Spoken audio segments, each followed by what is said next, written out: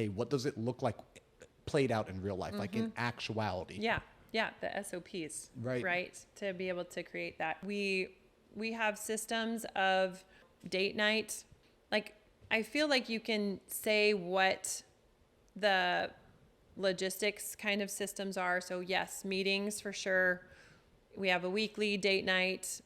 We actually have an hour that we spend every morning together from 8 until 9. There's rules about it. We're not allowed to talk about work. We're not allowed to talk about kids. That is all the high level life aspirations. It's the meaning frames behind things. It's the goals. It's not the logistics. And it's a lot just being really present with each other.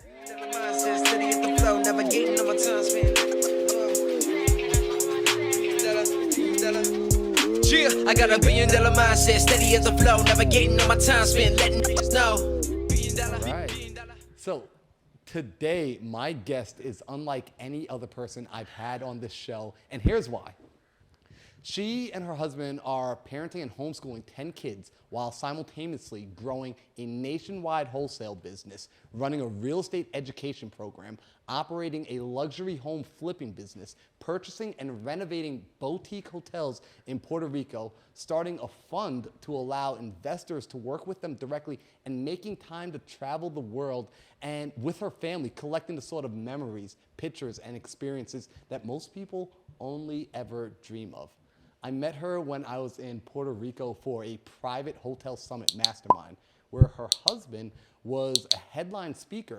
While we were touring one of their project hotels, I discovered the truth behind the saying, behind every great man, there's an even greater woman.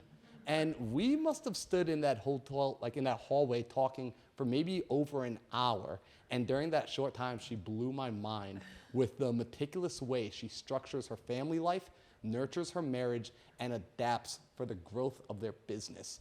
Tonight, we're gonna dive deep into her origin story, learn how she runs her home like a business, understand her choice in homeschooling 10 kids, and speak on the work-life integration that allows her marriage to withstand the pressures that come along with a growing business that's constantly in the social media limelight.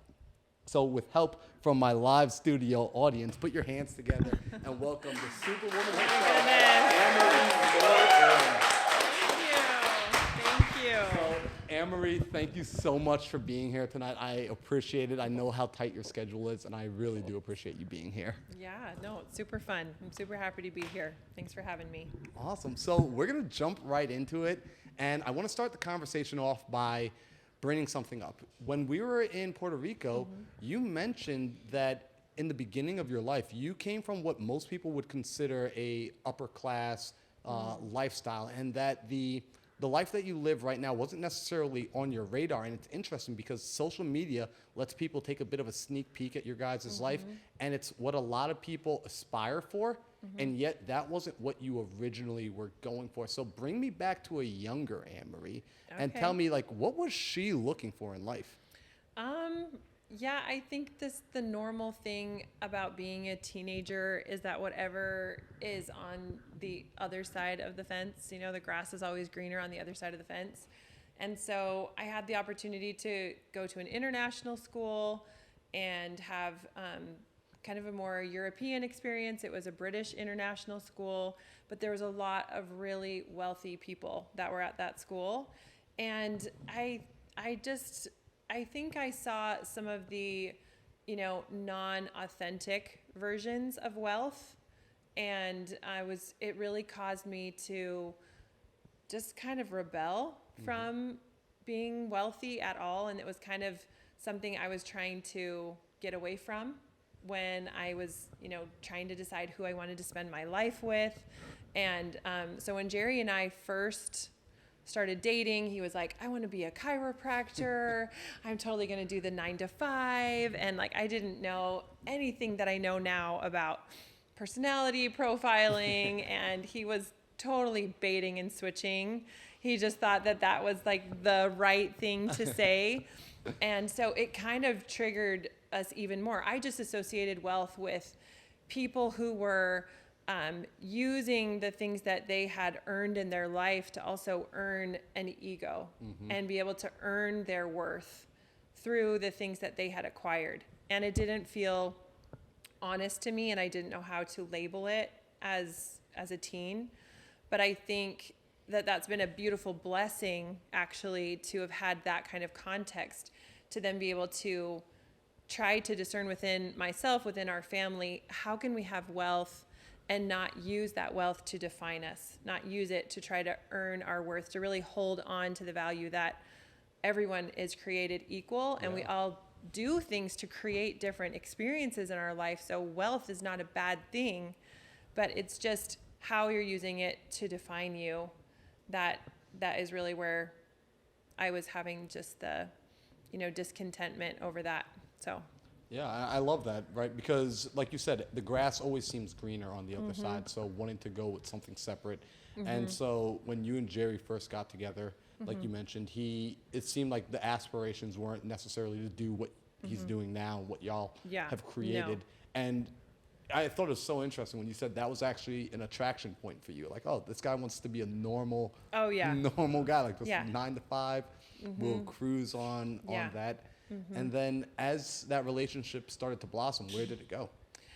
Well, I mean, it was going really great because I was thinking, I had these ideals around connection. I had a really deep connection with my family being in Europe, and we kind of didn't have the same culture. I think that a lot of Americans have with like really high friend culture. And so I had this intimacy that I really wanted, and my husband had a different experience. And so in my mind, though, I didn't get to experience or see my friends having that same kind of intimacy. It really did seem like either you had a lot of money and you had really strained relationships, or you had no money and you had this really strong connection. And those were just ideas that, I wasn't questioning, that I just, had observed. And so Jerry and I really struggled, and we really had to, reverse engineer something completely different than either one of us had grown up with. Yep. And really not just do things just because that's what everybody else does and that's what's going to validate you the most, but really question, what is it that we want to try to create in our life? And, when he first, I told, the story of him bringing, me home from the hospital, and we're literally going back to the rest of our babies. This is our third baby. And he brings me to these 2 homes that were in this really depressed area. There's like bars on the windows everywhere. And he's like, look, I bought a couple houses. And I'm like, you idiot. This is so crazy. We just had our third baby and people have one house. And it was really dysregulating for me because I had all these other meaning frames with it that I was not questioning, that were, you don't understand, in my mind, this is a huge threat to intimacy, because the picture that I have so far is that you either have intimacy, and I think the framing that my family, my dad worked for General Motors, and so we were kind of at that school on accident. And it wasn't that he was trying to aspire towards wealth. That was just his job, and that was a benefit that came to be able to go to this really affluent school. But he didn't define himself as a wealthy person. And I think that there was just kind of some framing around, this is how we are, that's how they are, and kind of maybe even some compensation for, they are like this and that's bad, and we can be like this and not worry about money because this is the more intimate way. And so I remember Jerry reading a Donald Trump book and like catching him in bed reading The Art of the Deal and being like, how dare you, that man, he's a womanizer, and like everything is just gonna be horrible now because I don't agree with those ideas. And I wasn't open-minded towards them at all, just because I wasn't questioning the framing that I was putting into things. So it took us being in this massive tug of war over what was the right way. Do we focus on wealth and what I like to define with him as having his eyes on the, outside coming into the family, and me feeling this, conviction towards keeping your eyes on the inside and having these high desires for intimacy and profound connection in my life. And I think Jerry wanted that as well, but just understanding, there isn't a better or worse, like we need both to be able to really have the kind of family experience that we were wanting. Somebody had to keep their eyes on the outside, right, and what was coming in, and somebody had to keep their eyes, it doesn't matter, boy, girl, somebody had their eyes on the inside. And so because of that framing and not questioning how it was, the first, couple decades almost, oh wow, were just this tug of war over whose way is the more right way, and kind of seeing every time he would push more in towards the business, that it was like, that is threatening the intimacy part. And then I would pressure him towards the intimacy from like an obligation frame or from an insecurity frame, instead of really looking at who he was and what he was good at and the vision that he had for resources and how they could be used for good. I couldn't see any of that. I was just pushing against that. And so until I was really able to value that in him, and until he was able to value the vision that I had for creating systems and creating, just these procedures and ways of being that would ensure that we had really close connection in our family, we were just at odds. And until he realized that part is valuable too, and we equally valued what we did, but then respected how different it was, that wasn't until then that we really watched this like rocket fuel in all kinds of areas in our life. Just the intimacy in our marriage and the business just started taking off. And, just in all honesty, that part really didn't matter, but just got to this really profound and satiating peace, that there's stuff that goes on and deals that don't work how they want, or, things that are hard at home and intense, but having that vision and knowing that we were working towards that vision has been amazing and so different than what we had before.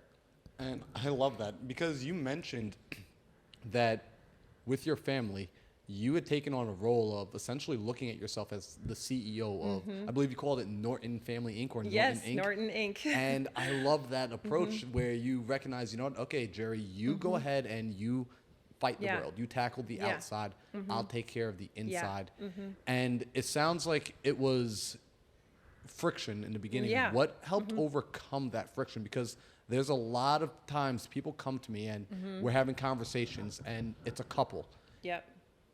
Either one person is wildly ambitious and maybe the other person doesn't understand. And unfortunately, a lot of these times it leads to separation or a misunderstanding, or one person gives up, or there's resentment. So what was it that y'all were doing to work on it that eventually got it to click and to have that turning point? Yeah, I think it's just the normal part of marriage that there is going to be conflict, and that conflict of that different way of being pressures both to have balance. And I think just sitting in nothing is going wrong, and we're just striving to make room for two different ways of being, and there's balance in both of those ways.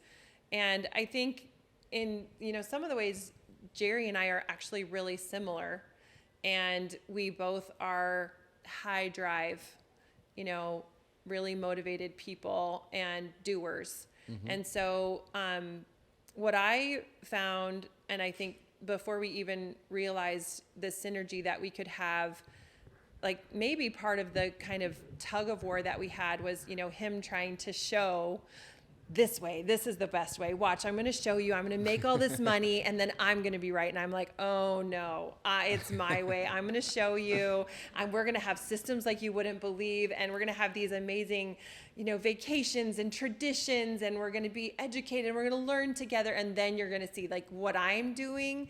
That's the best part of it. And so, and it was just, I think, a natural, and not always healthy, but, it's okay, because it's not a perfect process how you get into it, where there was this tug of war, but it was still pressuring and pushing us to figure things out. And I was finding personally, doing a lot of study about personal development and relationships and unconditional love and the difference between your nervous system and your ego and your, sense of self, and learning about all of these things, and just feeling like I had the most satiation in my life when I was owning the role that I had chosen. Yes. And I was practicing really being able to own that role, and realized just because, I've got a CEO mind and I really have chosen, we had all of these kids. Of course, when I had them, I had no idea what it was going to entail. I had no idea. I had lots of times where I questioned, what am I doing? Why am I doing this? And owning the choice, because sometimes you make that choice, but then in hindsight, you're like, I don't know if I would make that choice again. But really owning the choice and going, my integrity tells me this is a choice that I made that I want to own. I brought these children into the world. How can I not be a victim to things that are out of my control, that my humanness, my limitations could not see how hard that was going to be? How can I own that? And I've pressured Jerry to try to get him in to be able to, be more on the same page with what I was trying to build. And the more that I tugged at him, the harder he put his heels in. But it helped me to just, at that time, say, what am I going to do to just own this?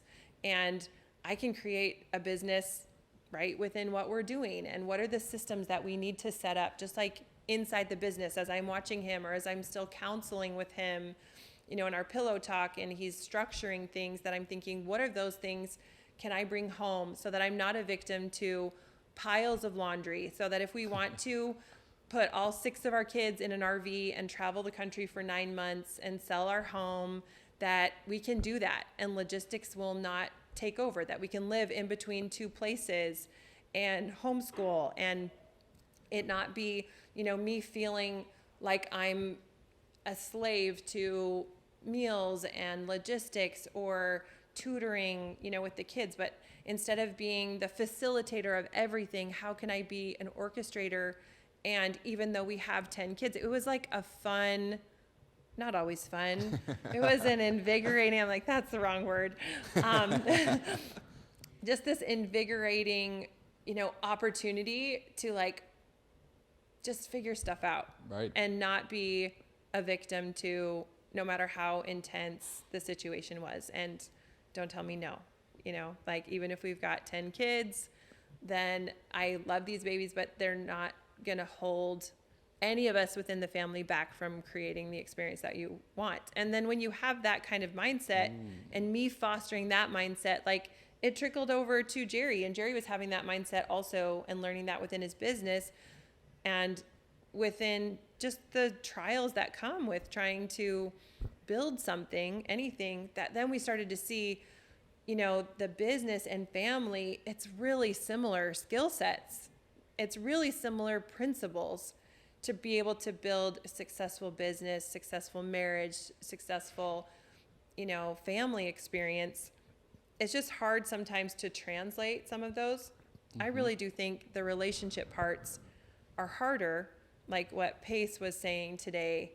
It's harder because you really care what your spouse thinks of you. You really care what your kids think of you. And so sometimes it's a little bit more motivating. It's a little bit easier to do the hard inside a business, because the failure about that doesn't mean as much. It doesn't hurt as bad as the failure of someone who you really cherish and love being disappointed in you. So I think that's why a lot of people kind of will go towards trying to just do the business first and feel confident and secure with all their resources, and then work on the family. Right, it's less pressure. Yeah. And what I like, and I want to highlight this, is you picked your role, and it wasn't necessarily the exact same role. So you didn't look and say, hey, I have to assimilate myself into his business and into his vision. And you found your own lane to grow in. And because you were both growing side by side, it allowed the relationship to continue to grow as well. And oftentimes I think we see a relationship starts to stagnate when one partner removes they refuse to go on. Yeah, for sure. And so I'm curious now, with the kids being introduced to this, and your role really being taking care of the home front, having 10 kids, which is, holy moly, that's wow, impressive. And choosing to homeschool them, was that how did that conversation come up? What did that conversation look like? I'm trying to remember. Well, I actually, I think part of my other origin story is after baby number 5, I went into a pregnancy-induced heart failure and actually got really, really sick. And so I was, fitted for a life vest, and I was told that my life expectancy was shorter, and really my future at that time was really just unknown. And so I had an opportunity, and I had this, brand new baby, number 5, and was really sick.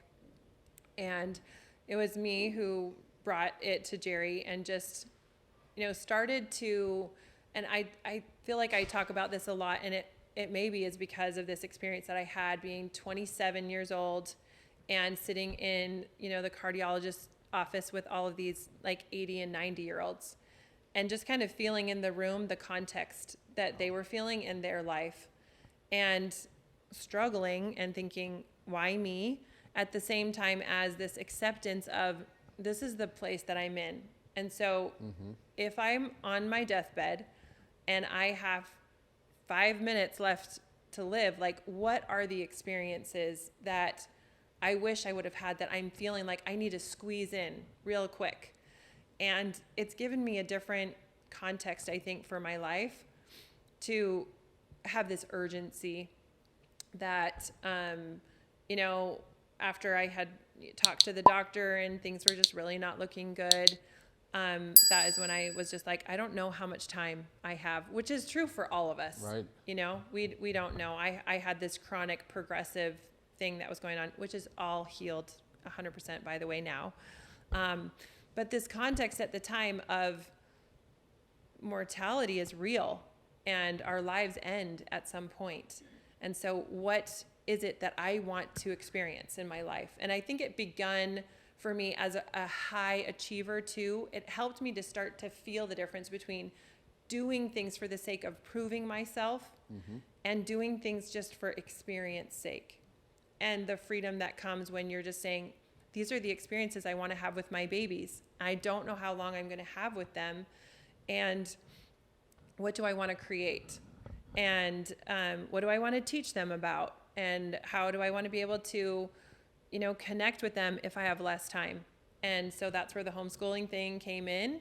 Oh, wow. And that's when I was like, I don't want to miss a moment with them. And the beginning of our homeschool looked horrible and just totally chaotic. And I had lots of times where I was like, I don't want to do this anymore, and started trying to do everything myself. And we didn't have the same resources that we do now to be able to hire help. But again, it's the same thing in your business, right? Where you got to do everything yourself before you're ready to be able to kind of hire people out. And that's how I learned, about education. I learned a lot about human development and the things why we're motivated, because I'm trying to get these 10 kids to be motivated to want to learn, to want to grow themselves. And as I'm learning about it for the sake of the experience to have with them, it's changing me. Absolutely. At the same time, and being able to see that, to be like, I'm not a victim to motherhood. My children don't take away from me. They build me. They give me more to be, an even better, more aware person. Yeah. And started to realize that I love history, and I love biography and talking about the stories of a scientist's life, instead of just the things that they were able to produce from this, like doing things for experience sake versus for ego's sake. And realize I still don't love math and I don't love teaching my kids math, and I'm totally fine to outsource it, and I always will be. And just also owning my limitations. Right. Yep. And like confronting those limitations as much as I can, either in the way of just being able to say, I don't want to work on that, or that is something that I struggle with, but I also am solving it by having other people around me that can share their love of math with my kids. And so I was able to progressively kind of take a lot of the load off. And, you know, I had to go through a process too of feeling like I had to school my children in the same way that I was schooled. And then kind of get outside of this, you know, school at home doesn't have to be the same as school in a school building, lots of different dynamics that are different in a school, and just really feel free and secure to be able to create what it was that I was, and I knew I was being honest and intentional, because I did spend a lot of time thinking, what do I honestly think is for my kids' greatest good? Not like, what's the easiest way that I can get away with doing homeschool so that they can, like, you know, survive. So I like that. And it's interesting because what you said, where you started to look at this, like this role of motherhood as not almost like a, for lack of better words, a trap. Because I find a lot of, I've spoken to women and it's easy to go there. Yeah, it's interesting. A new perspective that I never had was a lot of times after having children, you find yourself as your role is caretaker. I am just the provider of life and nurturing for this child, and a self of identity is gone. It's just you lose yourself in that role. It sounds like that happened a little bit, and then you started to find yourself again after this scare. Yeah, and I think that that's normal. I think that's developmental, and that is young motherhood, and nothing is going wrong. You do have to lose a certain sense of self to keep that infant alive.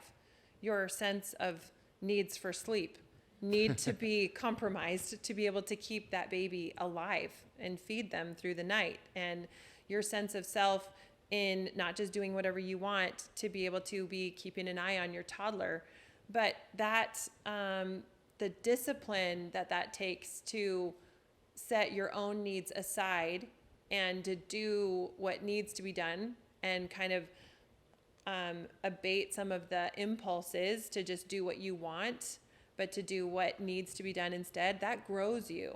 That really grows you. But the problem is if you stay stuck in that, Right. and you don't keep developmentally going through, or, you know, as your children get older, you're only having a sense of self through your child. But it's totally developmental. You know, like a baby's got to sit, then they've got to crawl, then they've got to walk. And I think in being a mom, there's good things that happen from losing some of that self, that it develops attributes in you, but then being able to come back into and see the balance and learn about boundaries and how much of a sense of self you still need to have in the face of taking care of somebody else. And it's a season. It's been a long season for me. I will have people come up to me and be like, oh, sweetie, this is going to go by so fast. You know, they're assuming number 10 is my first child. And I'm quiet about it. In my head, I'm thinking, you haven't been doing this, and I'm sure you didn't do this for 2 decades. Yeah. You know, you probably did it for like maybe 1. And so, and I know that I'm going to miss all of the parenting stages, Right. but I think I see it now doing it this long as just like a developmental. And it's been really exciting for me because I've been pregnant or nursing or both for 23 years straight.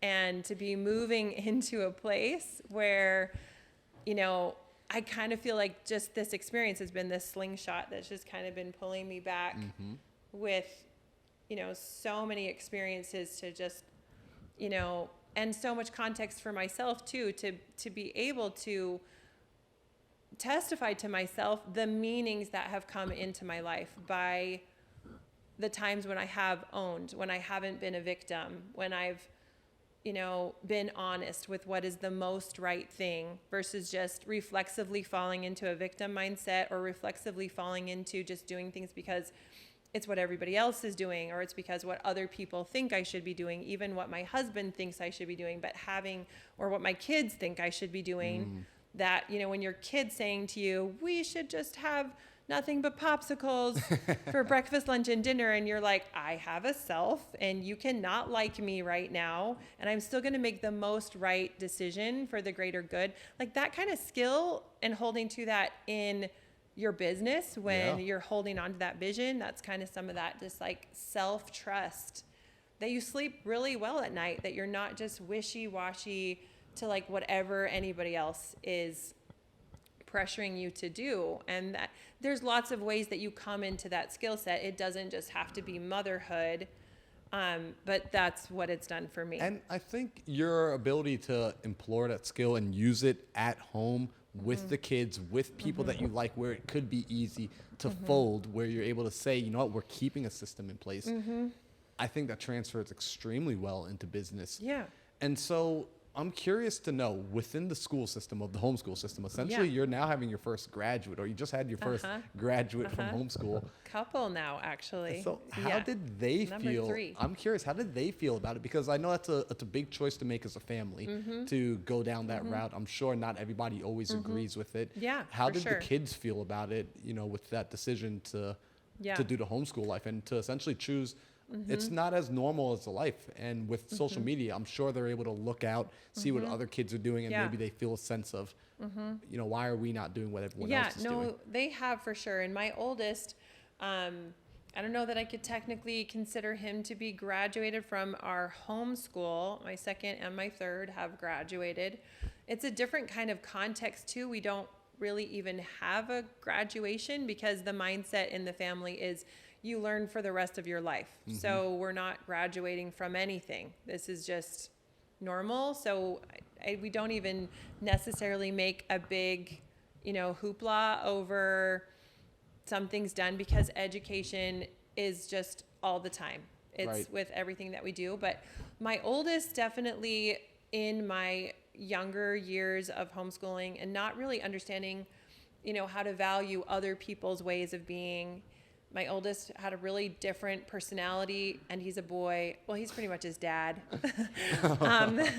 And so, you know, he was like, I don't want to just sit and talk, which I'm like, why not? That's like the best thing ever. And just like sit and talk and read books, like self-help books too. He's like, no, you know, how about we read Harry Potter? And I'm like, how about Shakespeare? And so, you know, my husband and him were totally, you know, in the Harry Potter club instead, being rebellious from mom. And I think he did, like, I pressured him.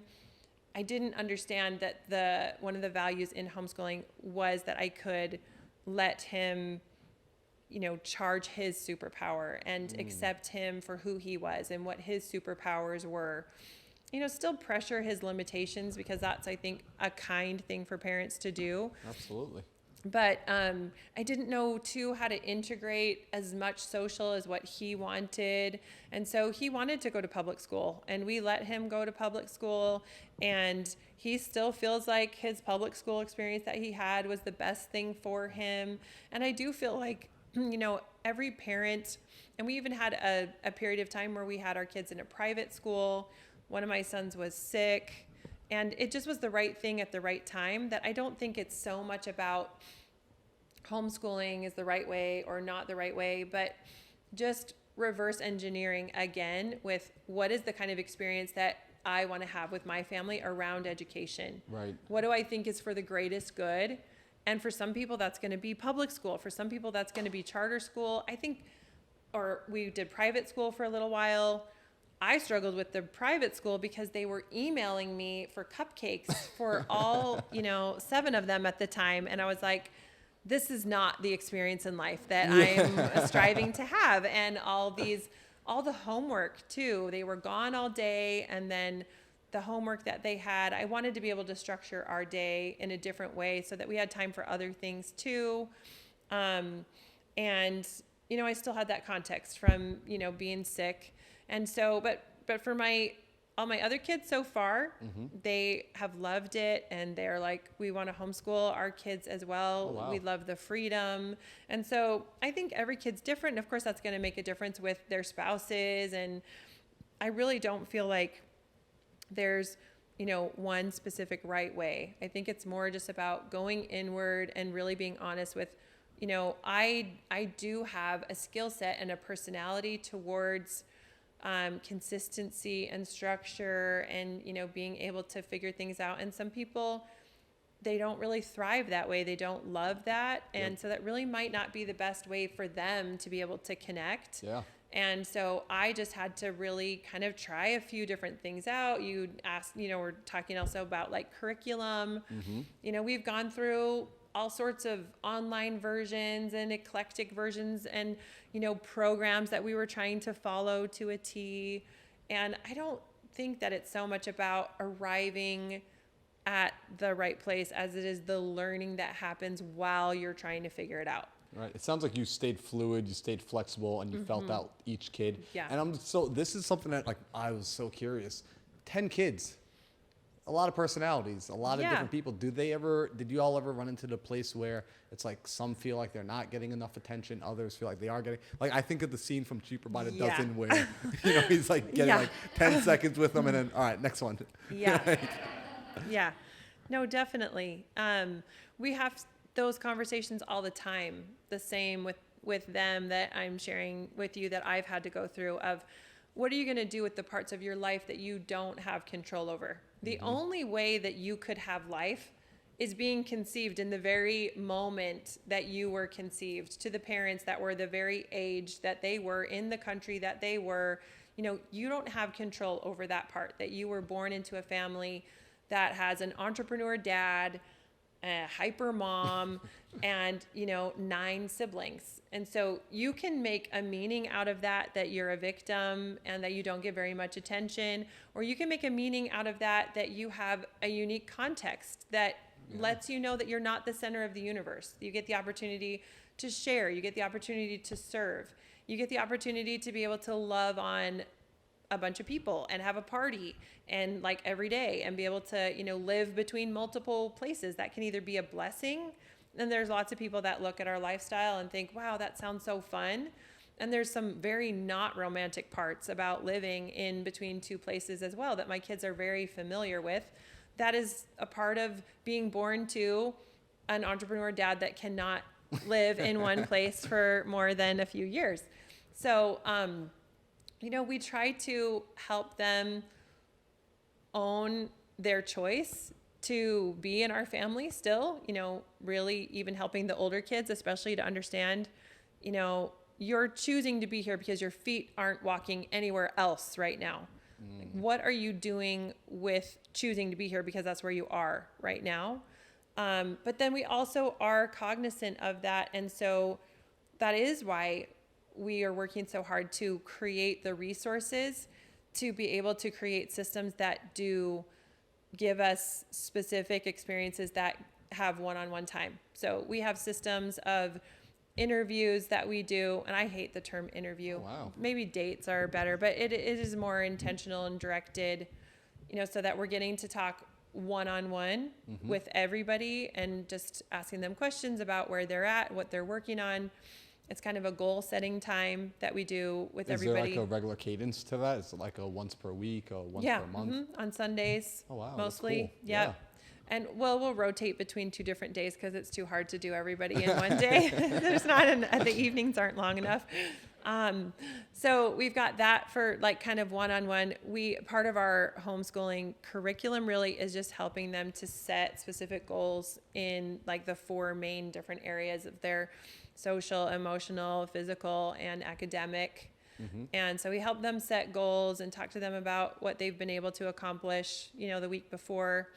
But then, that's kind of more business time. But then there's specific, like we've done over the years, where it's Saturday breakfast date. And both Jerry and I will take 1 kid for breakfast. And it rotates oldest to youngest. And that's your turn for breakfast with mom and dad on Saturdays. Or then we do these specific trips. That's been something that's been an amazing system for us to kind of handpick this kid and this kid. Like maybe it's not that they're not getting along, but they don't get a chance to be with each other without all the rest of the logistics going on. So we'll take them away, thinking about what their personalities are like, what they're interested in, and then do specific trips with just a couple where we can just focus on the relationship with them and the dynamic that they have with each other. And we're getting to go travel and do something fun. We just went to Europe with our 16-year-old girl and our 11-year-old boy. They hardly ever hang out when they're just left to their own devices because they don't have a lot in common. But it was so fun to see them wrestling with each other and hanging on each other and showing each other stuff. And we brought my parents with us, and my dad was born in Holland, and so we took them to Holland. And this daughter with a tender, fun-loving spirit, I just knew specifically too with my dad's personality and hers that she would be getting really a lot of nurturing that would just be for good for her. And so you just keep setting those goals of reverse engineering. Okay, we need some of this. What do we need to do to create it? And a lot of it does still come from having the resources to be able to have other people at home helping out with the other kids, being able to, pay for a trip. And it doesn't always have to be something like super elaborate like Europe, but whether it's just a breakfast date or something that's bigger, it's just constantly being aware of the needs. And I think that's the biggest thing, is the intentionality. Because the fact that you said how you're even plugging different kids and mixing and matching, recognizing when some of them need to spend time together. Yeah. And I almost had to ask, I was like, man, do you have a file on them? Like, it's like, they're like a little CRM where you're keeping track and like this one's doing this. Because those are the sort of things you do with employees as well, where you recognize exactly. It's the exact same thing. It is. So I love how you treat the home like a business, not in a negative way, just in the fact that it's very intentional on where do we want to drive this machine. For sure. And I get nervous about saying Norton Inc. because it sounds like we're producing robots. And it's not what I mean at all, because connection is, maybe revenue is the goal of a business, but with our home, it's, connection is the goal. And so you still, anything that you do, you have to invest in.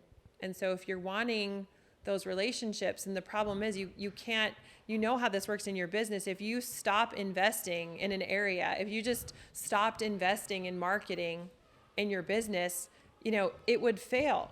But yet we think we can just, for a time, not invest in our intimacy, even like the intimacy with ourselves. Yeah.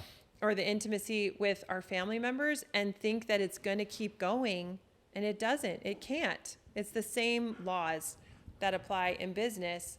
And so realizing that, and we realized that the hard way with having kids that we weren't feeling really connected to, or, the struggles and not feeling connected in marriage, or not feeling connected with self. Right. Feeling like, oh, I'm a victim, not really owning the choices that you were making in your life. Well, would you say that it does have to start with each individual having to connect, like with, in a relationship, she has to connect with herself, he has to connect with himself, the kids have to learn how to be able to connect with themselves, and at that point, we can now come out and connect with one another, and then from there, further on, we can go and connect with others. Yeah. I think that's like, it's worth just mentioning, because sometimes people will start to, it's, psychology 101, we start to attack the other person when internally the issue's with us. Yeah. And I have a question for you. I want to know, and this is, I think it's going to be helpful for the men. And when I say it's going to be helpful for them, I'm really just saying it's going to be helpful for me. I want to know from your standpoint, I want a woman's perspective on this. What is it for the relationship to work? What are some of the things, because Jerry, he's a ambitious man. And he's a driver type personality. Definitely. So what are some of the things that he was doing well, and from your relationship standpoint, from your view, that allowed you to be able to grow, so that other guys can hopefully bring the same sort of thing back home into their relationship? Yeah, I think that it's, I really think that it's being present with where your partner is at in that moment and valuing them right where they're at. And I think that, human tendency, our biology mirrors. When we're reflexive about something, we just mirror the same emotions of whoever we're around. And so being secure in yourself and being, being able to value self, then the person that is across from you has permission to also value self. So sometimes we think it's more about affirming the other person. And I actually think that in a lot of ways, our society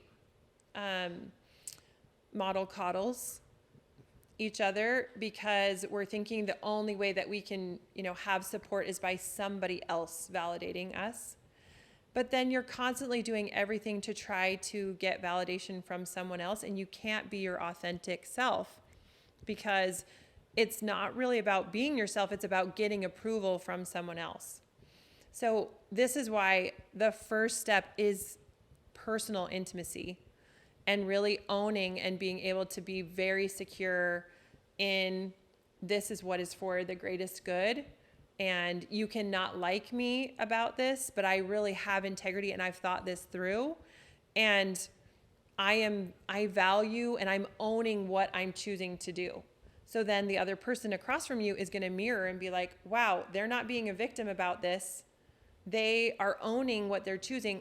I can do that too. And that's actually much better than just going up to somebody and either confronting them and saying, hey, you're doing this wrong, and this wrong. Or going and affirming them and saying, no, you really are beautiful. And you're doing amazing with all of the kids. Like that is a good thing to hear. But I think to be a strong person who can be in a relationship, you need to be able to learn how to say that to yourself. Because even when they say it to you, if you don't believe it, it's just going to fall on deaf ears anyway. And when they say that, you're going to think, no, it's not. And it actually will be worse.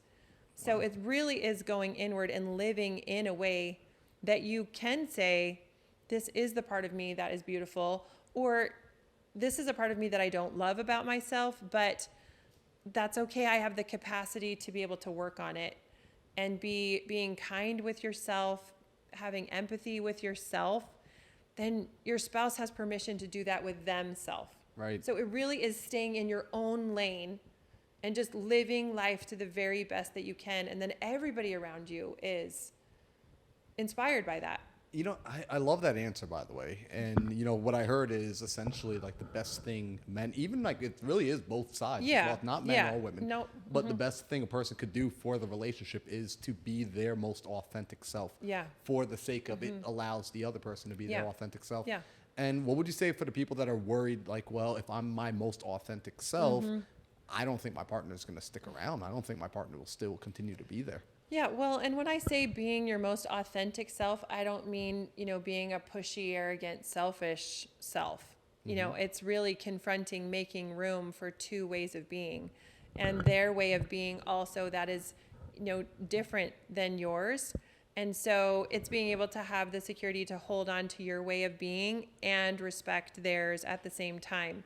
And, that's real authenticity, that's real intimacy, is showing the private parts of your inner self. And, showing your partner your cellulite and parts of you that are not pretty and being still loved and being very vulnerable and intimate with each other and experiencing, these different pleasurable parts of life that are very vulnerable. Doing that in an emotional way is I'm showing you all of me. And the kind of depth and passion that you get to experience when you've let somebody see all of you the same way in a physical way, that's a profound and amazing experience versus I'm only going to show, the shaded parts of me that are beautiful. You don't get to feel deep down that you're having a totally seen. Like it's an amazing experience to be able to be seen. And you pick certain people that are special to you that you want to see all of you. And then you have the other parts of you, that you want to share with the world. But just really being able to look at the vulnerability that comes when you are totally just open with somebody and they have the freedom. That's where the passion comes from. they have the freedom to not choose you because they know all of you, but yet they are choosing you. Right. But if you hold some stuff back, then you can't ever know that they're really choosing you. So something that we've learned in our marriage to keep things really spicy, it kind of came upon being able to label it. My daughter thought it would be a funny idea to put a Facebook dating profile up on Facebook of me. And so she put it. Okay. She put it up. I didn't realize, and all of a sudden, like all these alerts start going off on my phone, and I'm sitting like with Jerry, and he's like, "What's happening to your phone?"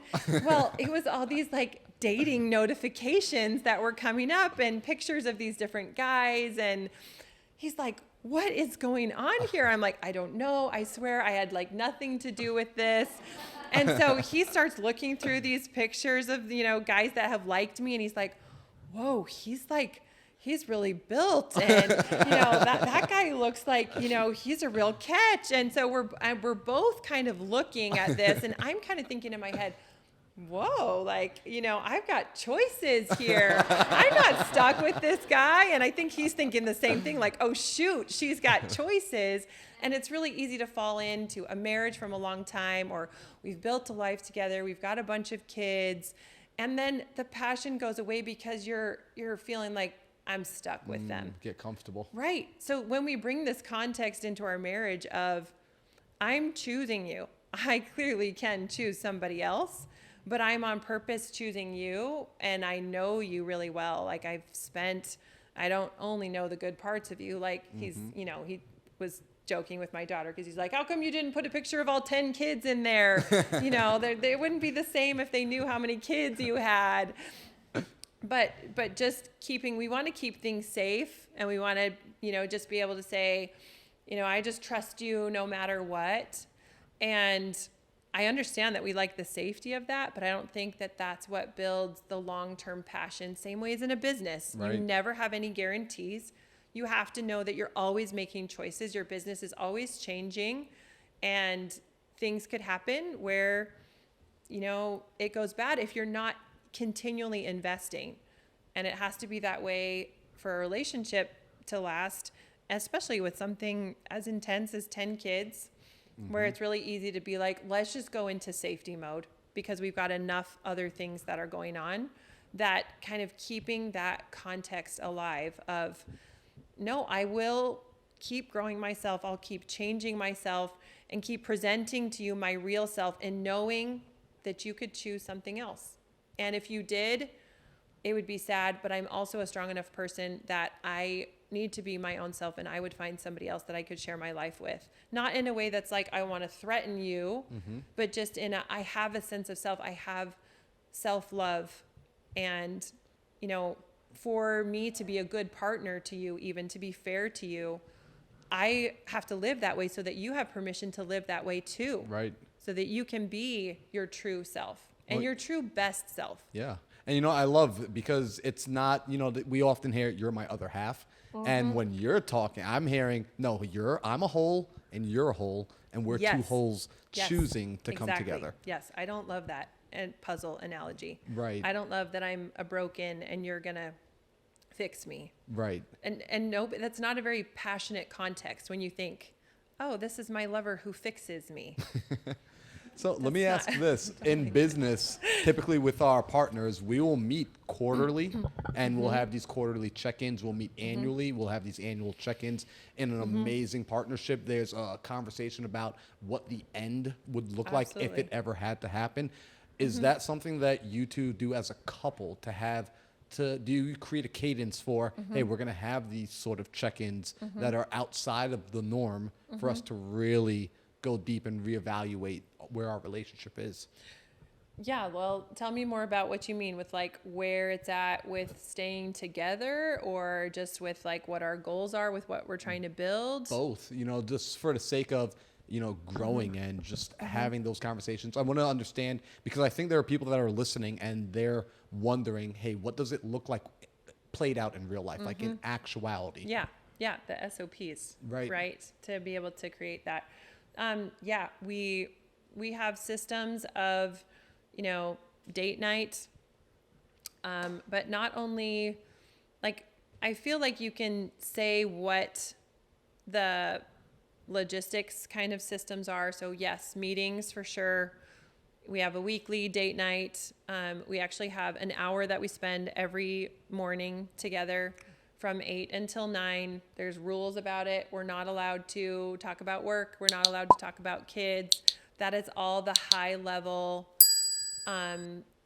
life aspirations. It's the meaning frames behind things. It's the goals. It's not the logistics. And it's a lot just being really present with each other. And cheesy as it is, it's like straight eye contact and just, I love you and I value you. And, you know, it's hard to describe and have it not sound really cheesy, but it's my favorite part of the day.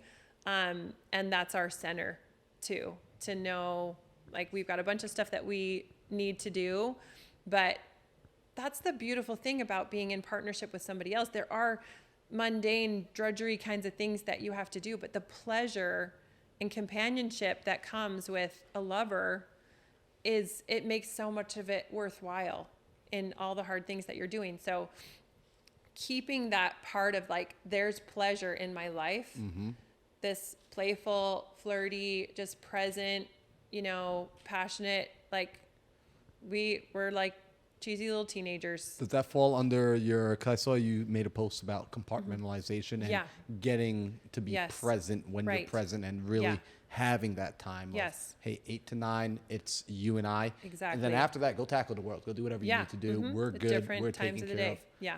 I love that. Yeah, we compartmentalize that a lot. So there's a bunch of systems of that with, you know, couples trips where we get away, where we're going to a marriage retreat. We've got another marriage retreat that we're going to in November. So that'll be like 2 marriage retreats for the year. So we pick a couple different books that are specifically about relationships, and we have to read 5 pages in those books every single night. And then just other systems that we have for the way that we communicate with each other, the way that we are allowed to kind of bring problems to each other, just different things that we've learned from relationship people over the years. So there still definitely are, you know, systems that we need to be consistent about. And when things get really crazy and we don't do those systems, it's really hard to stay in that mindset, and we lose momentum so fast. You know, and I'm happy that we're having this conversation because, again, like, on the outside, it's so easy to see, oh, they're just so perfect together. They work so, if I could find someone just like that, it would be so easy too. Yeah, oh no. And I love the fact that there's intentional work behind it. So much work. And you can't miss it. And it's hard too, because things get busy and we get complacent too, where we're like, what? We're so infatuated with each other. We love each other so much. And then a bunch of time goes by and we're totally getting on each other's nerves. And we're like, oh, what's going on? Well, why did we think we were so special that we could take some of those systems out? And we look back and realize, gosh, we missed a few of our, 8 to 9 times, or we didn't do date night because we had a bunch of people over or whatever. Yep. And we can reverse engineer, or just the time at night that we have where it's just about each other. Or we are just putting so much brain space, even if we're going through the systems that we have, where you're not being disciplined enough that your mind is thinking about something else, and you're like, oh, I'm going through the motions. But if I look back, I can tell that I really was actually not present and not there. And so that's the same truth that we have for, I'm doing school with the kids, this table time that I have with my kids, which I like to call like mom school, where it's my time to just not follow a curriculum, be able to just follow exactly what it is that I feel my kids need to learn about because I'm their mom. And if I let myself get distracted and look at my phone during that time, I can't be as present with them. They don't feel it. And it takes a lot of discipline to be consistent about that. But when you don't, and then you don't get the results, it's like, I understand I didn't put my investment in. Like, you do get a return on intimacy the same way that you get a return on investment. And so Wow, that's a just new spin gotta to put it in. ROI. Yes, exactly. Yeah, love that's that. the point. Yeah. So I want to be respectful of your time because I'm loving this conversation and I can literally have this for hours on end. Super fun. And you've read a lot of books. I'm going to ask you two final questions. You've Okay. read a lot of books. I want to know, for me, books changed my life. Like I'm a book Absolutely. nerd. I got a library in my room. Amen. And it brings me to a new place mentally that I've never been. For sure. I want to know for you, what's one, no more than two, I'll let you say two if you have to, because it sounds like you read books as well. Oh, no. One or two books that have been total paradigm shifts. After you read them the first time, your mind just never went back to the way it was before. That is so hard. I hate that question because it feels like there's like a progression that it's hard to tell because sometimes it's all the books before it. Yeah. And then you get to like the 10th one and that's when it's like, phew, and you don't know if like, was it that book or was it the 5 before it Yep. that got me ready for this one? Gosh darn it. Sometimes even rereading the books too. I've had Yeah, plenty of you're books like- that I come back to and I'm like, did they rewrite this while I was asleep? I know, because the meanings you get from it are completely different. The one I think that's coming to my mind the most is probably Loving What Is by Byron Katie. Not sure if you're familiar with that one, but she's, in my mind, I feel like she's kind of the grandma of thought work. And I think that was the beginning part of me really being able to recognize that I am not a victim to my impulses and my impulsive thinking, but that I could question and cultivate thoughts that would bring me different results. So, I love that. This is how I grow my reading list, by the way. It's when I ask my guests. yeah. This is how I No, find new it's a books. great idea. Yeah. The second question I want to ask you, and this is one of my favorite questions. Annmarie, I want you to imagine that tomorrow morning when you wake up, you are a blank slate. You don't remember the decades of childbirth, homeschooling, the books you've read, the conversations you've had, the experiences, none of it. It's Okay. all gone. Now, when you're waking up, you're not afraid. You're not scared for your life. It's not a Saw movie. Okay. You're pretty good. You're safe. You know everything is all right. Okay. And as you start to open your eyes, a thought starts to come to you. And when the thought comes to you, there's no resistance to the thought. In fact, when it lands, you accept it 100% as truth. Nobody can ever convince you otherwise. And you just run with it. And this is the first thought that leads to everything else. What would you ideally prefer for this first thought to be? You are good enough. I think just you are good enough as you are. Love that. I like that a lot. I think if more people felt that way Yeah. and they really sat Yeah. down and recognized I'm perfect, Yeah. exactly who I am, where I'm supposed to be right now, Absolutely. that I'm not doing this wrong, like I'm who I Yeah. need to be, where I need to be, when I need to be, For sure. it's a different person that It shows is. up to the world. Yeah. And my high drive to perform and kind of in that way being coupled with Jerry and where we didn't balance each other very much that way and we got married so young and so we got this double drive on both sides and I thought that I could kind of see it with what I grew up with and trying to be authentic with they're trying to prove their worth by money.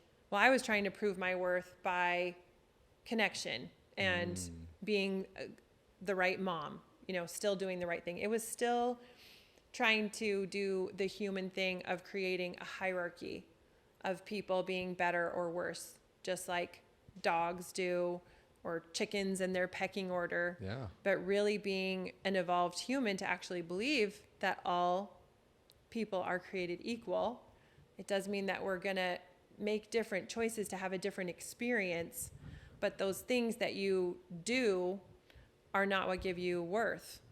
That just changes what your experience. And when you can hold on, and what I've done now to understand about the nervous system, the fastest way that you trigger your nervous system is with the thought that you're not good enough. And because it's a survival threat. And so as soon as you go into I'm not good enough, you shut down your frontal cortex completely and you go into this impulsive, reflexive self. Wow. And so I think really being able to hold on to your worth independent of what you do, but really understanding I'm doing things for experience sake, it's really hard to do because our nervous system does want to present us with a hierarchy because that's the animal part of us and its motivation is to keep us alive. But our higher selves, our frontal cortex, is just trying to live a life, is just trying to cultivate and choose and have a specific experience. And staying in that higher part of myself to be able to wake up and be in that place sounds like the most peaceful. It's just where I want to be. So I absolutely love that answer. Thank you for the explanation. That's so cool. I did not know that's how our mind gets triggered or our body gets triggered with such negative thoughts. Yeah. No, we have both. I mean, we really have like a good angel and a devil literally inside our own mind at any time.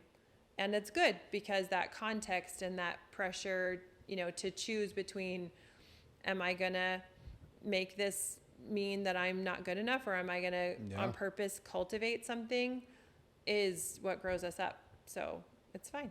I love that.